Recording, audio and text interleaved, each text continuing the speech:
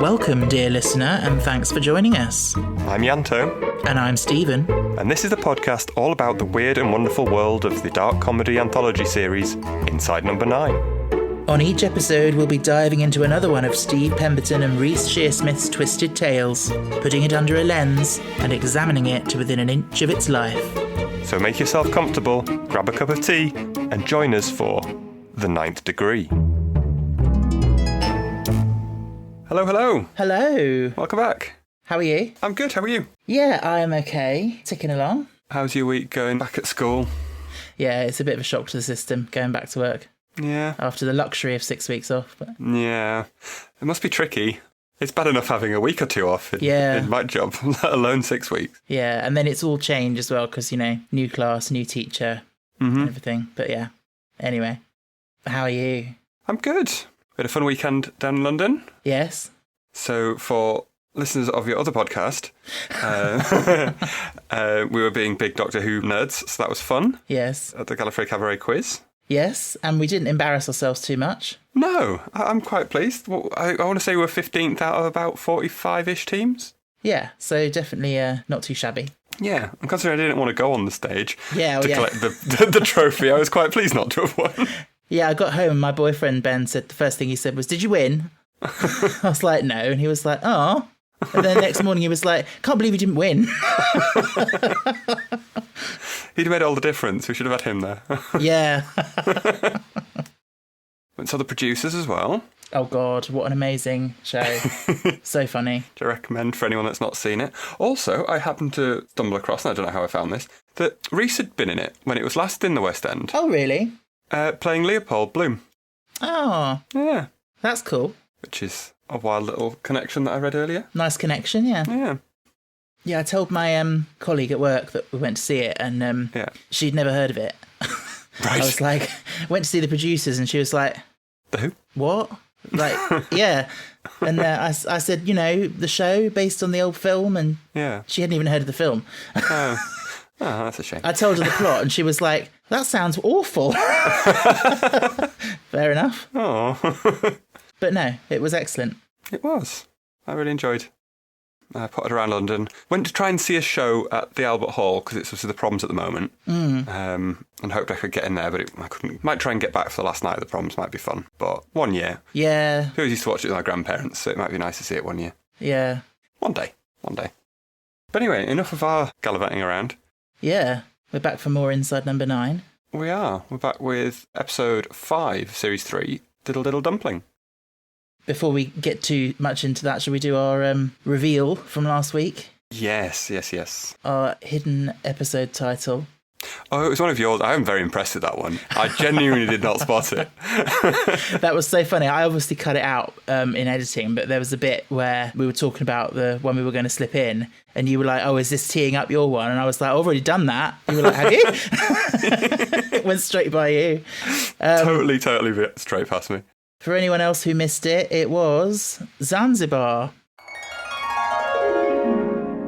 There's also one that I thought was interesting, which I'd not heard of before, but it said the shortest ever war was fought between the UK and Zanzibar in 1896. There we go. Impressive work, sir. If you were wondering why I was going into so much detail about the quiz game I played with my parents, that was why. So, watch out for another one this week. Yeah. And we are here for Diddle Diddle Dumpling, so maestro of the Inside Number 9 wiki, please. Yeah, now this is one of the shortest ones we've had so far. Okay. David finds someone's lost shoe on the street and becomes obsessed with finding its owner, which creates tension in his marriage. And that's it. Fair enough. Well, yes, it creates quite a bit of tension, yeah. Yeah. Okay. Now, I really want to know, what do you think of this episode? Now, if you'd asked me that before we started this, and before I'd got you to watch them, I'd have said this was one of my least favourites. Oh, really? Okay. Yeah, and I remember absolutely hating this at the time when I first watched it. Okay. And then when I got you watching them all again, and you'd said you'd watched it, and I think I remember you saying you'd quite liked it, I rewatched it, and I was like, actually, that's quite good. And then I've rewatched it twice today before this, and really enjoyed it. Especially the end, I've enjoyed more every time I've watched it. Good. Yeah, it's massively changed for me. This was one. It was in my bottom 5 episodes of all Oh. the whole lot. Well, I'm glad it's gone up. It massively has, yeah. Because I have to say, like, I think this might be one of my faves. Yeah, I love it. I really, really like it. I don't know why I didn't like it. I think I just thought it was too silly. Oh, okay. And like the first sort of 90% of it just seems a bit stupid. And I think it just annoyed me before when it was just like, oh, just get on with it. Yeah. And then I think when I've rewatched it, I've just appreciated it a bit more. And yes. Yeah, maybe I was watching it at the wrong headspace at the time or something, but possibly. But yeah, I have to be honest, because obviously, you know, it's basically what it is a depiction of obsession and a man falling into this breakdown. And personally, something I know about myself is that I do have quite an obsessive personality. Right. It's quite easy for me to become obsessed about things. And so perhaps I find it relatable, and that's one reason why I like it. Because you just, you know, you feel so sorry for the man. You do, yeah. And you can, once you know what's going on, you can really understand where he's coming from. Oh, totally. Yeah. But yes, I don't know how we want to play this. Like, do we want to just be open from the beginning? I think it's one of those ones where we have to be, isn't it? Yeah. I think it doesn't really work otherwise. No. And obviously anyone listening to this has watched it, so you know. We'd like to hope so. Go away, watch it if you haven't. But yeah, it's quite nice how it's split into the 4 seasons. And using Vivaldi's 4 seasons to sort of underscore it. Yeah. I mean, I only know Spring, but I'll assume that the other 3 are correct. Yeah, Spring's the most well-known one, isn't it? But yeah, I think that works really well as well, because it's sort of, their house is so sort of beautiful, and you know, everything's in its place and everything's has its order. Yes. And then this music is very sort of frenetic and like all over the place, and it sort of feels like his brain is just sort of constantly just about this shoe. I think it's really well done. Yeah, I can really see that. I'd never considered that, but yeah, that makes a lot of sense. Something I didn't notice until the most recent rewatch I've seen of it, how many 2s there are and how many pairs of things there are. Oh, yeah. That I don't think I'd ever really paid enough attention to the set before. Like, they've really gone to town on pairs of vases and pairs of chairs and pairs of lamps and all sorts of... And the amount of 2s that they mention in the script as well. Yes. Timing for 2 minutes. 2 hours ago this happened, and like 2 days before. And yeah, it's very clever. And did you notice the house number as well? 22, yeah. 22. Again, like, I was watching that and I thought, oh, it's like 2 little ducks. 2 little ducks. Yeah, 2 little twins. Yeah. And also, that's quite fun, because how many of these have we watched where it's, you know, that it's house number 9 and you just sort of, you expect it to be that. Exactly, a nice little fake out. And then you see that and you think, oh, okay, what's going on here? And then they show you the shoe. Yeah. So that's quite clever. Yeah. I mean, it's a stretch in that it doesn't happen in a shoe. But I knew you were going to say that. I was thinking, he's going to say, oh, it doesn't happen inside the shoe. No, it doesn't. I'm nothing if not predictable. But it's very much centred around the shoe. Oh, totally. Yeah. So we can allow it. Yeah. Nice guest star in Keeley Hawes. Keeley Hawes. Oh, I love Keeley Hawes. I'll say that again. I think I called her a whore. I love Keeley Hawes. She's great. She is. I remember first seeing her in Line of Duty. Oh, yeah. And absolutely loving her. She's awesome in everything she does. And yet another Doctor Who alum. She is, yes. I remember I used to watch Life on Mars with my parents, and then Ashes to Ashes, when that came out, she was in that. Oh, was she? I've not seen those. Yeah, no. Ashes to Ashes is the like follow-up spin-off, yes. And then she was the lead in that instead of John Sim. Right. Oh, I didn't know that. Okay. Yeah. She is great. I do like their relationship at the start. Well, I feel like I quite like their relationship all throughout, really. They seem quite, weirdly in a TV series, quite a happy relationship, mostly. Like, I know it gets a bit strained. Yeah. But, like, they seem quite happy at the start. Like, they're just sort of making jokes with each other and... Yes, they do work well together. Yeah, I genuinely buy that they're a couple. Yeah, definitely. And the whole Gertrude and not wanting friends that are wines, and like how quickly she comes back with it Chardonnay or whatever. Sauvignon or yeah, whatever. I thought Chardonnay, but it's Sauvignon. But it's Sauvignon, yeah. Chardonnay's the easy one. I was going to say, because Chardonnay really does sound like it could be a name. Yeah. And Sauvignon is just that step too far. Yeah. But no, I love it. It's so funny. especially as someone who works in a school in this day and age, because it's not that far off the truth. Like, part of me wonders, jumping ahead a little bit, when he jokes about looking in Gertrude's bag and it being Anna Karenina and it's in Russian, part of me wonders if that was even in the script. Like, I mean, it was, but that she didn't know what the line was going to be, because her reaction to that seems genuine joy. Yeah. Like, she seems to genuinely find that really funny. Yeah. I also like when he says about, oh, you know, she should be reading Janet and What's It Have Two Mummies, or whatever they read now. Yeah. That reminds me of the nursery in my school. They have a book in there that's something similar along the lines of, I think it's called Mummy, Mama and Me. Right.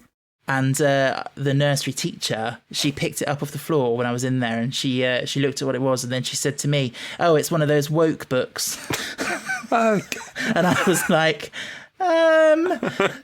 okay. Don't really know how to respond to that. You never do you? No. Oh, dear. Yeah. I don't remember us having anything like that. All I can remember is Mr. Willoughby's Wallaby. That we, Mr. Willoughby's what? Mr. Willoughby's Wallaby. Not a euphemism, I hope. No, I think it was a genuine wallaby that Mr. Willoughby had. Okay. But I remember going to the library to pick something out to read, and I'd misheard and gone to the wrong end of the bookshelf, so just gone for the most difficult book that there was, apparently, which was Mr. Willoughby's Wallaby, and got very confused, because I was like, I don't know, year 3 or something. Oh. It's a very nice house, isn't it? Oh, it's a lovely house. It's a bit clinical. A little bit, but yeah, I do watch it and sort of get a bit of house envy. Like, oh, be nice to live there, wouldn't it? Like the big stairs. Yeah. And the big doors into like the dining roomy sort of area. I wonder how many houses they had to look at to get, because I know there's a lot of the 2 things that we said, but a lot of them are even in the room that would be there anyway. Like, it's double doors, and there's 2 spotlights above the table, and like, yes, there's lots of things that they couldn't have added in, like the pictures and stuff. I wonder how many houses they did have to hunt round. Yeah. And they weren't back at the same place that they filmed everywhere else at. Yeah. It wasn't that fancy old manor house. No. So plot. He's found this single shoe outside his house on his way back from a run. Yes. And he becomes obsessed with it. I like how initially he takes it back out and puts it on the wall. But then you can just tell he's itching and he just can't let it go. Yeah. He has to go and retrieve it. Yeah. Did you see that it came about because they spotted a single shoe? Yeah. Was it? I want to say it was Steve spotted it. It was, yeah. And brought Reese along. Yeah. And then the other one saw another one, separate single shoe somewhere else. So I do often wonder that. Like, you could understand it if you found 2 shoes. But someone's lost a shoe. That is very strange. How do you do that? I don't know. You know, apart from, like they said in the episode about it falling out of your suitcase or something. Yeah. But, yeah, very odd. Considering you'd think it would be quite a rare thing to happen, but you do see single shoes. It's surprisingly not that uncommon. Yeah. Like, shoes aren't a thing you particularly carry around much. No. To drop one. It's like, unless it's the shoes you're wearing and you fall out of them. Yes. Like, if you're drunk or something. Well, yeah. But even if you're drunk, I think you'd manage to pick your shoes up. Yeah. And put them back on. Very strange. Yeah. Well, one of life's mysteries. Yeah. So he gets this obsession. And like I said, you just feel so sorry for him. Yeah. When you know what's going on. Like, he's so protective of it, has to keep it safe. Mm-hmm. You know, when she reaches out for it, and he just withholds it and, like, cradles it.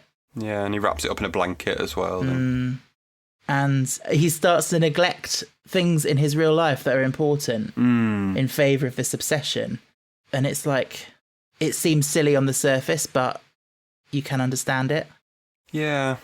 It's like he's constantly itching to get back to this thing that is more important to him.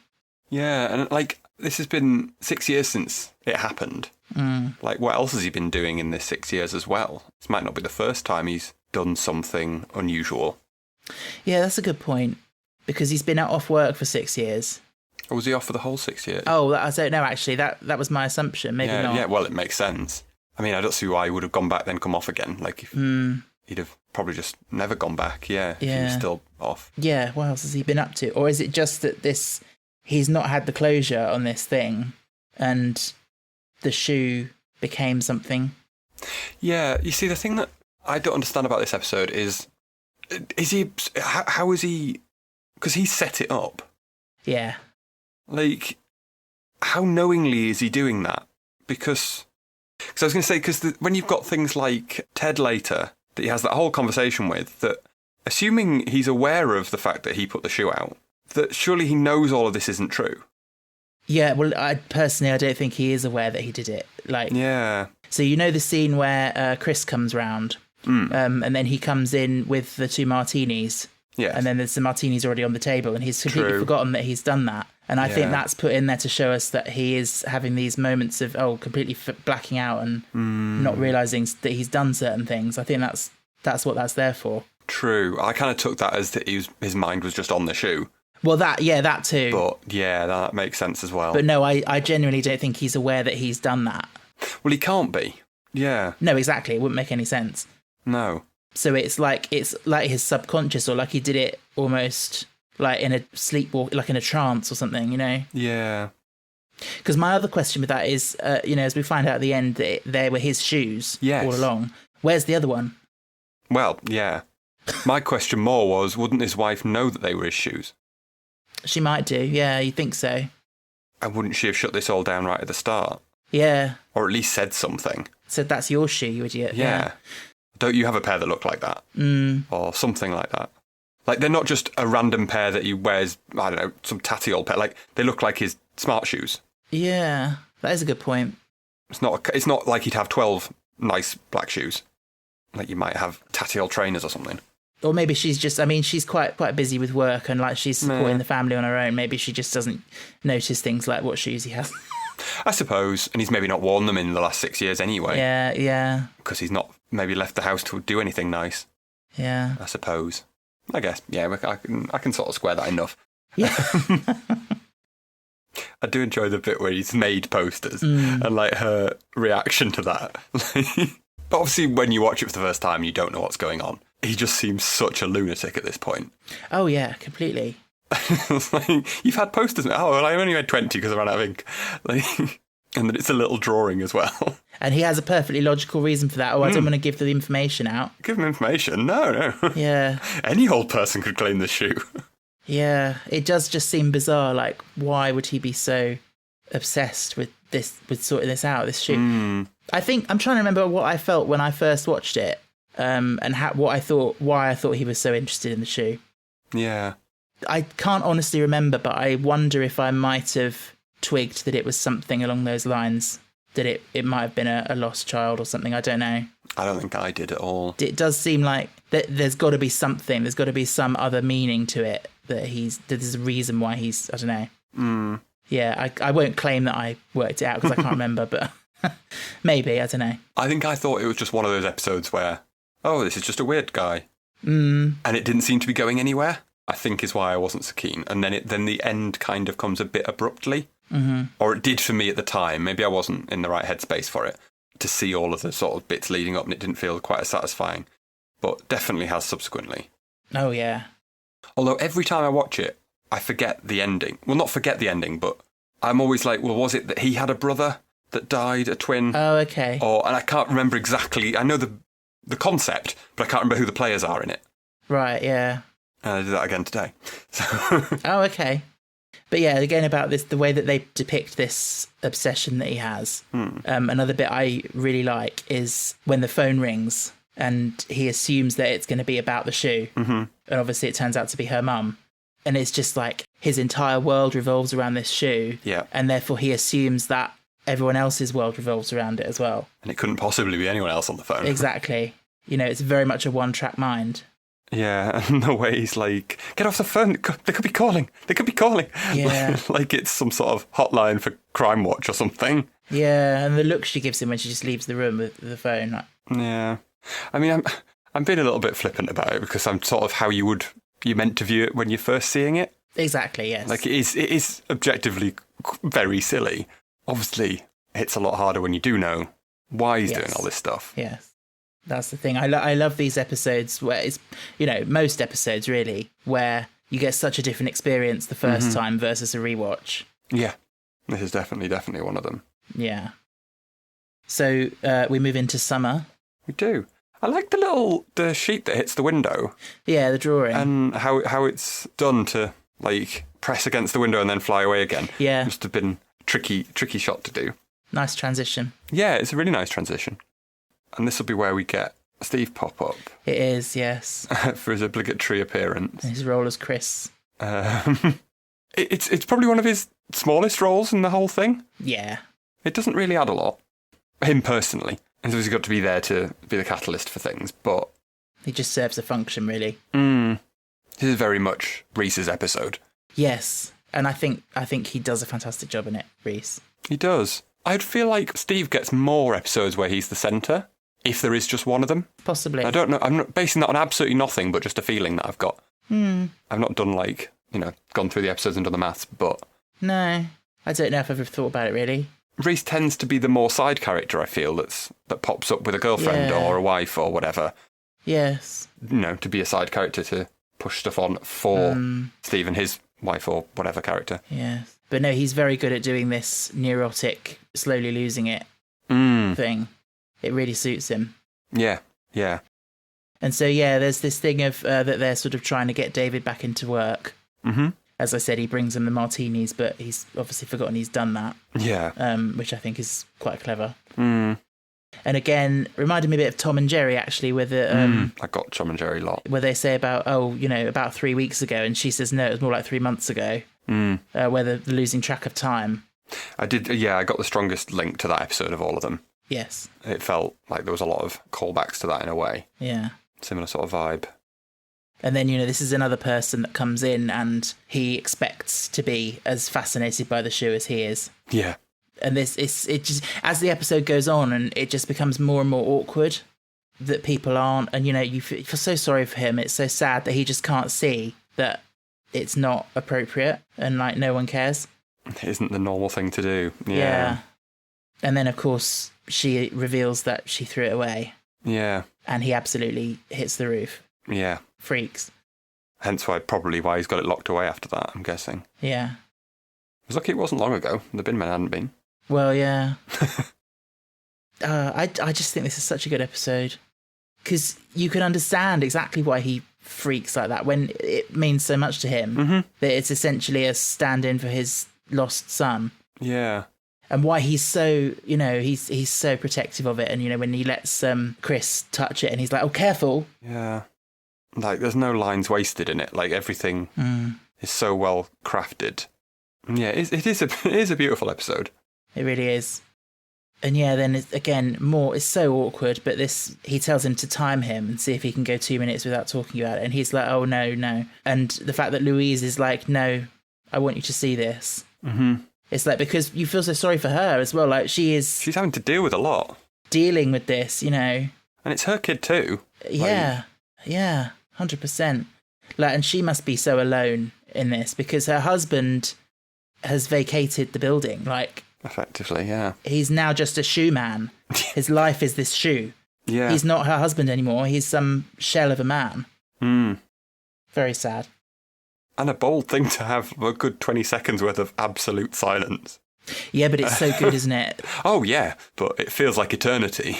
It does. It always will, won't it? Something like that. But, again, we mention this all the time, but how well they would work on stage. But, like, that kind of pause on stage would be so powerful. Oh, you would hear a pin drop, yeah. Yeah. And Chris being so, again, he feels awkward about what he's doing, having to do this. And, like, everyone's almost sort of pussyfooting around David and sort of treating him with kid gloves. Yeah. Because he's so delicate. And, that's the sort of small talk about the holiday. And he's like, how long? And he thinks he's asking how long is he going away for? And he's actually it's like a drug addict. It's like an addiction, isn't it? Yeah, he's not really even listening. No, it's like, it really is. It's like he's going cold turkey from a drug. As he's having this physical reaction. Yeah, and just can't understand why anyone else wouldn't be. Yeah. And when he says, this is very cruel what you're doing, and she's like, I just want to help you. Yeah. And she does. She does, yeah. Yeah, if you watch the whole episode, and whenever he talks about the shoe, if you imagine he's talking about a child, like, it does make sense. Like, absolutely. Like, you would have a national appeal looking for this child if they'd gone missing or whatever. 100%. You would be putting calls out on the radio and having press briefings and stuff. Yeah. which is effectively exactly what he sees it as, Yeah. which makes the radio interview quite tricky. Yes. I mean, funny when you don't know what it means, but Yes. pretty awful. Just before the radio interview, there's that interesting little moment where Chris takes Louise's hand. And they appear to, in my view at least, they appear to almost have a little moment. Oh, you think? And she says, I can't, as if like there's a potential spark there, or like he could be a shoulder to cry on sort of thing. Oh, I don't remember that. That's interesting. Yeah, so when he goes out to find the shoe in the bin, Yeah. they have a little moment at the table, and Chris takes Louise's hand, and then she just goes, I can't. Yeah. And I did wonder if They might be having an affair of some description. you know, I mean, good on her for not succumbing to that, but it's interesting that it was there as a possibility. There's so many little layers that they never even explore upon, but you can read into if you want. But there might be all sorts going on behind the scenes. And yeah, then the radio interview with Danny Baker. Danny Baker, of all people. I thought, when I first watched it, I thought it was Jonathan Ross, or Right. I thought it was somebody trying to do an impression of Jonathan Ross. Okay. But then I realised it's just Danny Baker being himself. Yeah. But, oh my God, it's typical of that sort of thing though, isn't it? The sort of not really taking them seriously and making everything into a joke. Yeah. It's the whole sort of Jerry Springer, like Jeremy Kyle type thing of just using people for entertainment and like belittling their feelings. And because that's the thing, like we know David is deeply serious about this and what it means to him. But for this radio show, it's just, this is a bit weird, isn't it? This man is doing a big appeal to find this missing shoe person. Yeah. Like, it is a bit of a joke for them. Yeah. And you can understand it when you don't know anything. Yeah. He is just a nutter that's obsessed with the shoe. Yes. And then there's something here that I want to put a pin in and come back to at the end. Okay. But it's the moment when he switches off the radio. Right. And then he hears his daughter Sally call Daddy, and he goes to her. Right. So I would just want to highlight that and say I'm going to come back to that later because I think that's quite important. Okay. But yeah, the next big thing we get is Ted. Ted. Matthew Bainton. Love Matthew Bainton. The lovely Matthew Bainton. Yeah, he's wonderful. So yeah, I can't remember what I thought when I first saw this, because he's very awkward. Yes. Which makes sense. But, and like, why would you have come all the way from Norfolk to claim a shoe? Well, yeah, unless, yeah, it is strange. It doesn't really make sense. No. But it does make sense when you find out later why he's there. It does. Although, how has she arranged this? So she's just gone through all random people that she's tangentially knows. Will you come over to my house and pretend to claim a shoe? It could be that. I did see online other people have suggested that perhaps Ted is the one she's getting solace from. Well, that's what I wondered, yeah. In the background. Who knows? Because that's what he implies, doesn't he, David, later? Oh, yes. Are they having an affair or something? Personally, I don't get that from it. No, I don't think I do either. I think he was just a friend. He was somebody that she knew well, but that David wouldn't know because it was from her past. Mm-hmm. So she used that to her advantage. Yeah. But yes, I mean, it's such a mundane explanation for where this shoe came from that he seems disappointed, doesn't he? He wanted some big event. Yeah. Yes. It's almost like he's become so obsessed with this whole process of finding the owner that actually finding the owner is just a bit of a damp squib. It's like, bit of an anticlimax. Yeah, like a finale that we've built up in our minds to be better than it would be. Yeah. Where have we heard that before? And he treats it like a police matter, doesn't he, you know? It's so funny. Yeah. Again, I'm laughing and I shouldn't be, but it is so funny. And the way his eyes pop above those little above cards. The paper, yes. I think you can laugh. It is intended to be funny. Yeah. Because that's the whole point of it, isn't it? It's funny until you know the twist. Until it isn't, yeah. But yes, you know, when he says about, you know, which is the correct tread, A, B, C or D, but it's not just that. It's also the fact that the letters are in a jumbled order. They're not in the right order, which to me is like another layer of, deception, like, you know. Yeah. Like a magician. And Ted is just looking so sad. He's just looking so concerned for his friend's husband. Yeah. As you find out later. And also, like, he's not seen this. Like, he'll presumably have gone, She'll have told him what the deal is, and he wouldn't have bought that it was anywhere near as severe as this. Exactly. So it's like, oh God, it's all true, what she said. Yeah, and probably worse. Yes. And the fact that he's probably had these cards stashed away in a cupboard for weeks, waiting to get to show them to someone. Oh my God, yeah. He's probably had this plan of what the interview would be like. Because he wasn't expecting him to turn up. He just turned up, didn't he? Yeah. So, yeah. And he fully expected loads of people would turn up. He was expecting the phone to be ringing off the hook. Yeah. With people trying to steal his shoe. So he would be trying to come up with ways of weeding out the imposters. Yeah. Bless him. Mm. And then, yeah, he just can't bear to part with it. No. But at least the shoes are going to be together, which is what he really wants. Yeah. That's what matters. And this is where he starts to use the pronoun him for the shoe. Oh, he does. I'd not noticed that. Yes. Yeah. He says, I won't make you try him on. Yeah. That would be a bit weird. Yeah, that's the shift. I didn't notice that. Like I said, not a word wasted.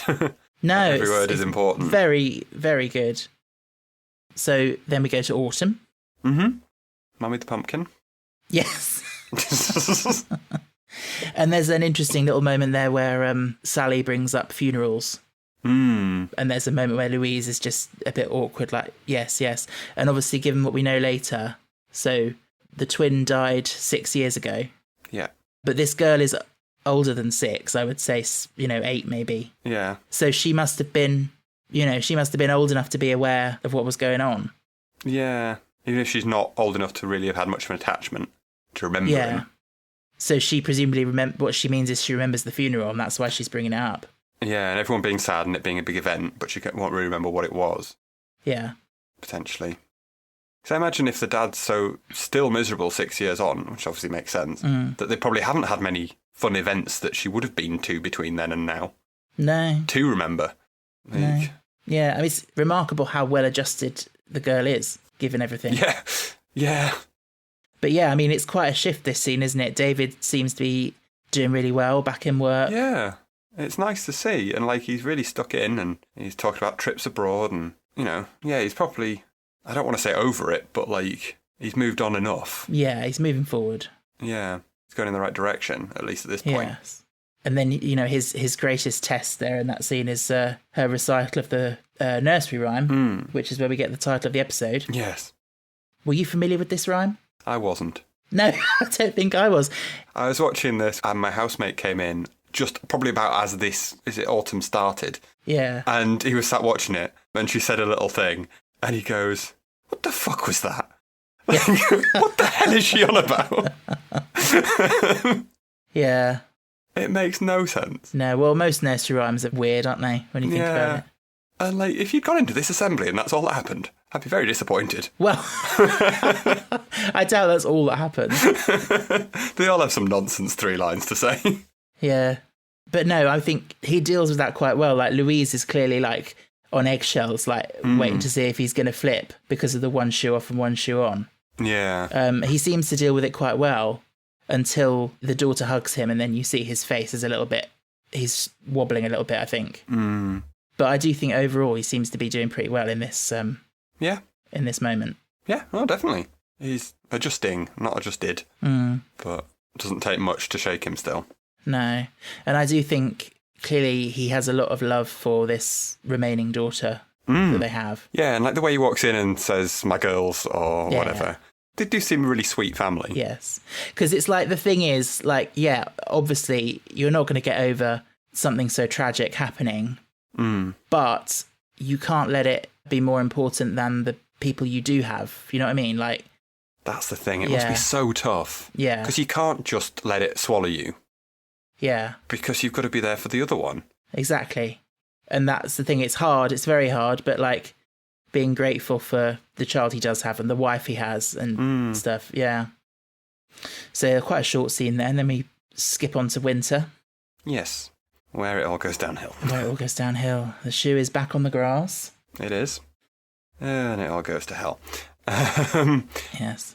Do we reckon, going back to what we said earlier about whether he dissociates and makes stuff up that he forgets? Yeah. Did he is this another thing that he planned?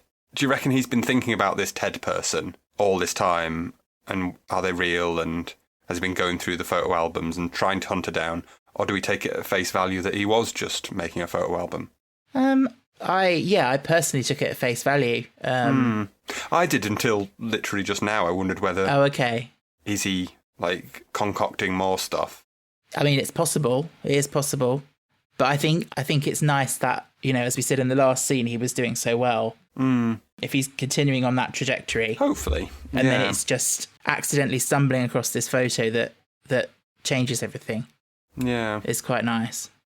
As it would be tough if, that is genuinely what happened. Like, that sense of betrayal. Yeah. To come out of nowhere when he wasn't even expecting it. Yeah, I mean, I don't really blame Louise for doing it. No, not at all. She must have been at the end of her tether and, like, out of options. Because assuming he's dead set on he's got to find who owns this shoe, and it's never going to end. Yeah. She's got to do something to stop it. Yeah. But yeah, it soon becomes clear it's really not about the shoe. It's never been about the shoe. Nope. And they finally explicitly acknowledge that Sally's not just her brother, but her twin, Joseph, died 6 years ago. Yeah. And this has all been his way of trying to reunite them, that they're a pair and they should be together. Yeah. It is really sad. You can see it in his eyes. It's an amazing performance from Reese. 100%. It's haunting. Yeah. He is an amazing actor. And really shows it off here. Yeah. Now, interesting question at this point. What do you take has actually happened? You mean when we see the blood on his hands and all that? Yeah. Because I only just found something out about that just now. Oh, okay. Just before this call. Okay. So I do know the answer. Right.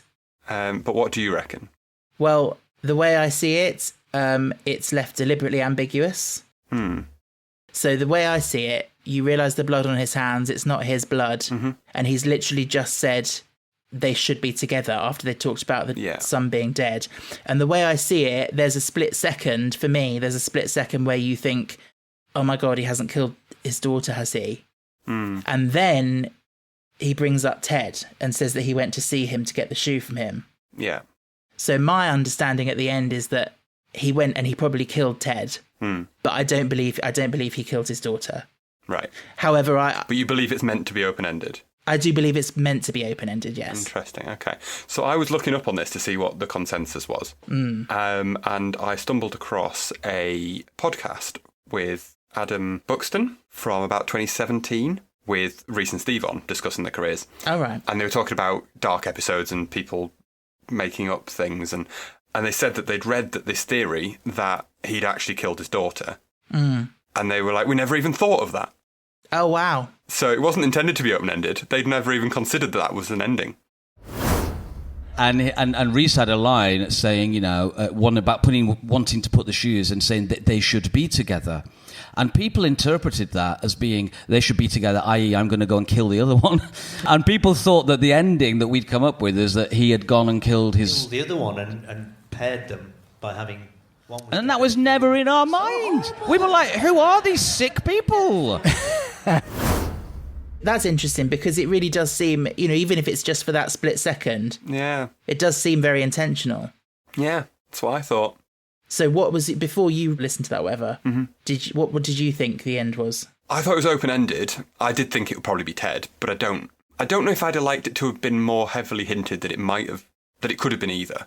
Yeah. Like, for Louise to have gone, oh God, and ran out, or something. Yeah. As in, she's running upstairs to check on Sally. Yes. I think I quite like it being open-ended. I know, as you say, it wasn't intentionally open-ended. But nevertheless, it seems open-ended, like, for everyone who watches it.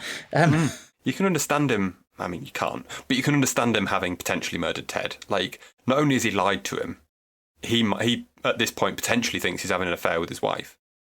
And, there's several layers of obviously wrong, but he could jump to conclusions. Yeah, and especially if, as we know, he blacks out and he doesn't necessarily know what he's doing. Well, he says he doesn't remember what he's done. Yes. Ted, doesn't he? But the thing with Sally is, so even when I was rewatching it for this, Ben came down and just caught the last couple of minutes of it. And he obviously didn't know what had been going on in the whole episode, but he picked up, obviously, that there were these twins and one of them had died. And then he thought in that split second, he thought that he had killed his daughter. Interesting. I mean, Inside Number 9 in general, that would make sense. Like, that does seem the kind of thing that he might have done. But if we come back to now, what I put a pin in earlier, the reason I wanted to bring that up is because I think, actually, despite everything and despite his obsession with the shoe, I think his existing daughter is the most important thing in his life. Right. And that even when he's been listening to this radio interview and it's all about that, as soon as he hears Daddy, as soon as he hears her calling, he gets up and he goes to her. Right. So she can snap him out of it. That was my way of saying, like, I don't think that he would kill her. Right. No, I can see that. He does snap at her a bit with the shoe when she's using it as a car. Yeah, I was going to say that is one bit. That's early on in the obsession. Like, he's probably a bit over hyper-focused at that point. But yeah, that's super interesting that they never even considered it. Because it's how can you write that line going from, he's dead and they should be together, to then, oh my God, you've got blood on your hands, and not see that connection. Yeah. That just seems so, obvious. Yeah, it really does. It's funny, isn't it? And we assume, we hear the sirens, so... Yeah, something's happened. Something's coming for him, yeah. Yeah. Let's hope he's just wrestled the shoe off him and that was all. Well... I think it's probably unlikely. I think it's unlikely, yes. Death. Death. Yeah. It's a staple of this series. It is, yeah. Yeah. Yeah, then the final revelations where we have this really slow zoom in on that photo. That is sweet. Turns out they were his shoes all along. Mm-hmm. Yeah. And the CCTV shows us it was him who put the shoe there. Mm-hmm. I do like that. It's in the credits as well. Yes. It's quite a nice little touch. It's crazy, isn't it? I wonder, do you think it improves the episode having that revelation there? Or do you think it would have been better without it? No, I like it. You like it? Yeah. I don't mind it sometimes being a bit left open-ended, but I don't like where something that's quite core to the plot is omitted. Okay. Like, I like that sort of ties up the question. Of where the shoe came from. The shoe came from. Because part of me wonders if actually it would have been better if it was just literally a random thing and he never found out. I mean, I know he doesn't find out, but we never found out because it is one of those things in life, you don't find these things out all the time. True. And I mean, it could have been that just set him off and, does it make more sense that he didn't know about it and it wasn't planned as much as his subconscious planned it? If it was just a random shoe. Yeah. And that fully sent him off down this spiral. Yes. But no, also, on the other hand, it does, as you say, he's clearly... Well, we know he's clearly not well. And the fact that at the beginning of the episode when we see him, he does seem fairly normal and fairly well adjusted. He's going for a run, for God's sake. Yeah, I mean... Who goes for a run? Yeah, but if his subconscious has planted this shoe there, as we then see at the end, he's obviously not okay, Yeah. No, not at all. Poor guy. Yeah. I hope he got some help. Yeah. And like I said earlier, I just feel so sorry for Louise as well. Yeah, because now she's not only lost a son, but her husband as well. Yeah. He's presumably in prison for at least ABH, GBH, murder, who knows? And we hope she still has Sally. Yeah, well, yeah. God, imagine, if he'd murdered both of them. Exactly. But yeah, good episode. Yeah. I'm glad I gave it more of a chance. I don't know as I would have ever given it another chance if you'd not been watching them. Oh, well. So, yeah. I'm glad you did. Yeah, definitely. Yeah. Should we rate it? Yeah. Out of 9? You go first. Okay. As I said, I do think this might be one of my favourites. Really? As strong as that? I think it's personal, isn't it? Of course, yeah. No, I'm not. Yeah, you judge it however you like. I think personally to me, just because, like I said, I find it so captivating. I think Reese's performance is amazing, and I find the whole obsession thing to be sadly quite relatable. Not that I'm quite at that extreme, but Yep. So yeah, I think for me, in terms of my enjoyment level, I'm going to say an 8 out of 9 for this episode. Nice. What do I go? It's a tough one in that we've said before about judging it on a first watch. because that's what they intend for most people. And whereas I feel like this one actually will be scored less on that. Like, it scores better on a rewatch. 6 feels too low, but a 7 feels really high. No, I'll go a 7. Okay. It is good. It is really good, and it is very well made.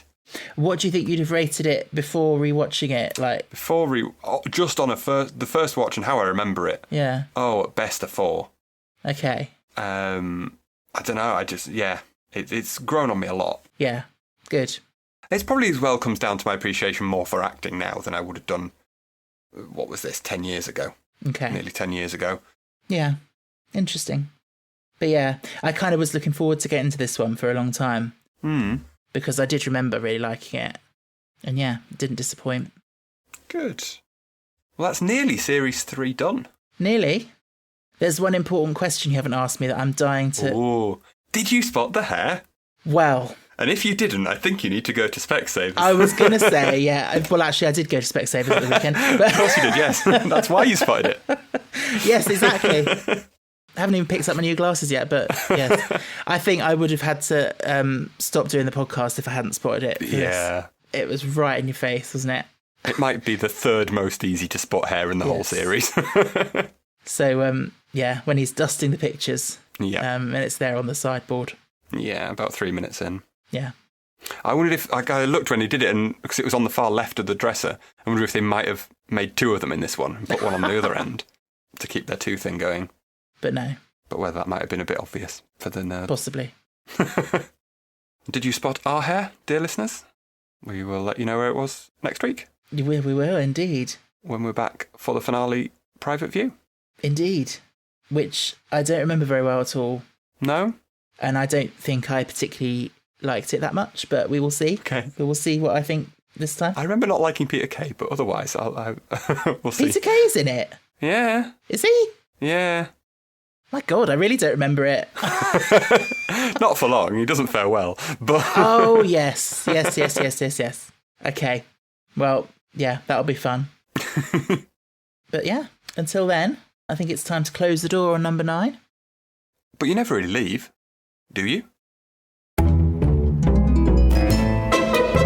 Thanks for listening to The Ninth Degree. If you'd like to get in touch, you can find us on Instagram, Twitter and TikTok at Ninth Degree Pod, or email us at ninthdegreepod@gmail.com. You can also leave us a rating or a review wherever you get your podcasts.